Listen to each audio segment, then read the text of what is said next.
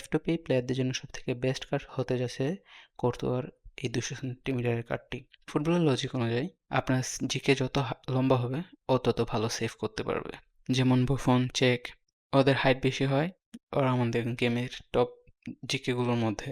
আপনি যদি একজন F2P প্লেয়ার হয়ে থাকেন অবশ্যই আপনার এই টিবো কোর্তো কার্ডটির জন্য যাওয়া উচিত। এটি যেমন 200 সেন্টিমিটার লম্বা তেমনি 73 জাম্পিং। ও জাম্পিং যদিও কম মনে হতে পারে বাট ওর হাইটের জন্যই জাম্পিংটা এত ম্যাটার করবে না। বাকি ও যে স্ট্যাটস আছে সবগুলাই 90+। ফ্রিতে দেওয়া Victor Villa, Diego Costa, Livakovic ওদের মতোই ওর কিছুটা স্ট্যাটস।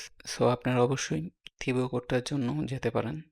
আমরা সবাই ফ্যাব্রিগাসের 89 পজিশন গেমের লিঙ্ক আপ প্লেয়ার ম্যানেজারটি ফ্রিতে পেয়েছি, যার লিঙ্ক আপ হচ্ছে ডিএমএ ফরকাস্টেটর থেকে গোলপোচার সিএফ।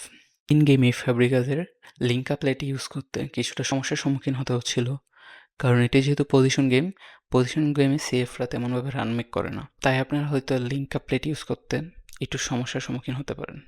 বাট আপনারা যদি আপনাদের সিএফকে কাউন্টার টার্গেট দিয়ে রাখতে পারেন, এই লিঙ্ক আপে সম্পূর্ণরূপে ব্যবহার করার জন্য আপনাদের ফ্রিতে পাওয়া ডেভিড বেকহামটি ইউজ করতে পারেন।